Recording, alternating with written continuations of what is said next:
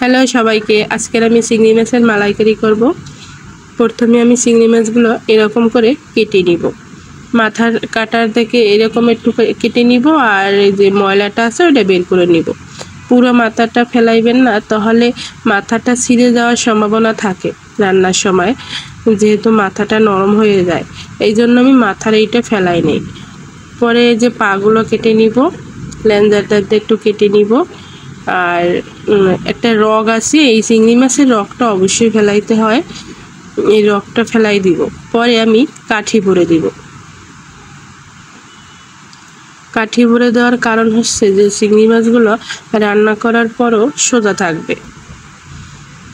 আমি আর একটা দেখাই দিচ্ছি, দেখি অবশ্যই বুঝবেন যে আমি কীরকম কাটছি। চোখ, নাক, কান সবই কাটে ফেলাইছি, শুধু মাথার ভালো করে পরিষ্কার করে ধুয়ে নেব।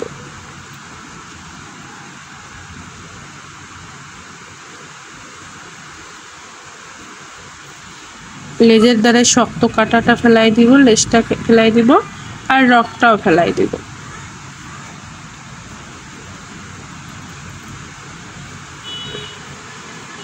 কাঠিগুলো আমি আগে ধুয়ে নিয়েছি। সবগুলো কাটা শেষ, ধুয়ে পরিষ্কার করে নিয়ে আসলাম। পরে টমেটো বাটা, নারকেলের দুধ, অবশ্যই নারকেলের দুধটা লাগবে, আদা, রসুন, পেঁয়াজ, বাদাম বাটা, সরিষা বাটা, এগুলো সব বাটাই লাগবে। কুচি দিলেই হবে না, বাটা দেওয়া লাগবে। যেহেতু নারকেলের মালাইকারি বলে কথা, চিংড়ি মাছের মালাইকারি, সরি। এখন আমি হলুদ লবণ দিয়ে মাখিয়ে সরিষার তেল দিয়ে রান্না করার চেষ্টা করবেন। এইটা আমি সরিষার তেল দিয়ে রান্না করি, আর আমরা সব তরকারি সরিষার তেল দিয়েই খাই, কিন্তু সরিষার তেল দিয়ে এই রেসিপিটা রান্না করলে অনেক সুন্দর একটা স্বাদও পাওয়া যায়, আর অনেক সুন্দর সেন্টও আসে। পরে আমি ভেজে নিব, বেশি ভাজা যাবে না, তাহলে এই যে শক্ত হয়ে যাবে চিংড়ি মাছটা, তাহলে খেয়ে মজা পাবেন না। আমি হালকা করে ভেজে নিব।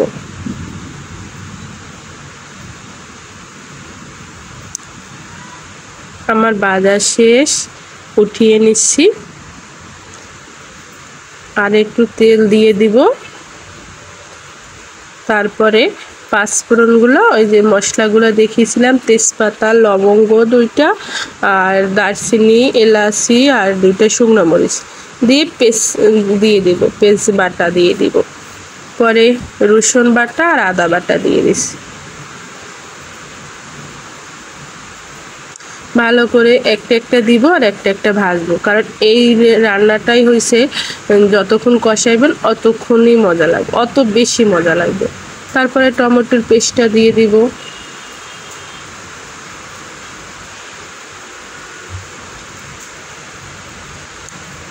ভালো করে টমেটোর পেস্টটা দিয়ে ভালো করে মিশিয়ে নিব। হলুদের গুঁড়া, লবণ, মরিচের গুঁড়ো সামান্য,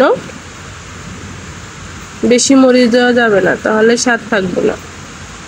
আর ধনের গুঁড়ো দিয়ে দিচ্ছি, মিষ্টি আছে টমেটো। আর নারকেলের দুধ অল্প দিয়ে দেব, কারণ এই রান্নায় কোনো জল ব্যবহার করা যাবে না, যে নারকেলের দুধটা আছে ওইটাই দিতে হবে। পরে রসুন বাটা,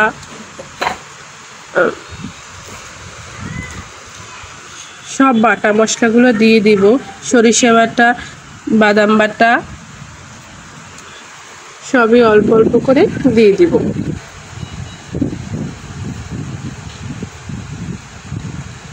ভালো করে কষিয়ে নিব যতক্ষণে না তেল ছেড়ে আসছে।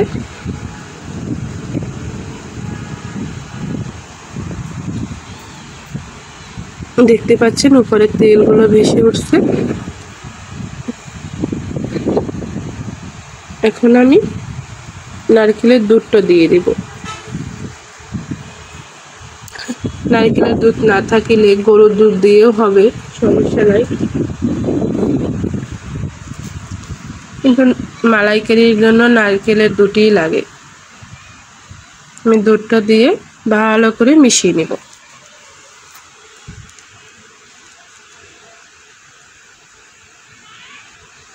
ও সাথে আবার কাঁচামরিচ দিয়ে দিচ্ছি 2টা, সুন্দর একটা সেন্ট আসবে কাঁচামরিচে দিলে। চিংড়ি মাছগুলো দিয়ে ভালো করে নাড়িয়ে নেব।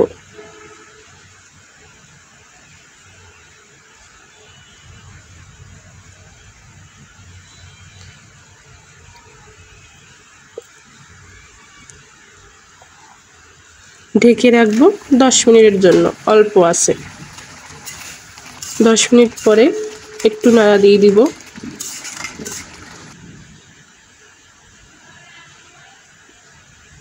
বেশি জাল দেওয়া যাবে না, অল্প আছে রান্না করতে হবে। 10 মিনিট পর দেখেন একটু সামান্য ঘি দিয়ে দিব, ও সাথে একটু চিনি দিয়ে দিয়েছিলাম, তা তো বলি নাই, একটু চিনি, হালকা একটু চিনি দিতে হবে। মশলাটা যখন কষাবে তখন 2-3 ডোবা চিনি দিলেই হবে। আর একটু ঘিটাও অবশ্যই দেওয়ার ট্রাই করবেন, এইটা স্বাদই ঘিতে হবে আর অনেক সুন্দর একটা সেন্টও আসবে। দেখেন আমার রান্না প্রায় শেষ, গরম মশলা দিয়ে নামিয়ে নিব। সেই একটা কালার, কত সুন্দর হয়েছে দেখতে। মানে গরম গরম ভাত হলে যে কোনো মানুষ অনেক বেশি ভাত খেয়ে ফেলবো এরকম রেসিপি হলে। আর মালাইকারি হল বলে তো কথা, অনেক টেস্টি হয়েছে আর দেখতেও অনেক সুন্দর হয়েছে, অনেক লোভনীয়, গ্রেভিটা অনেক সুন্দর হয়েছে। আজকের ভিডিওটা এই পর্যন্ত। কারো যদি ভালো লাগে অবশ্যই লাইক কমেন্ট শেয়ার করতে ভুলবেন না। সবাই পাশে থাকবেন, সবাই সুস্থ থাকেন, ভালো থাকেন, টাটা বাই বাই।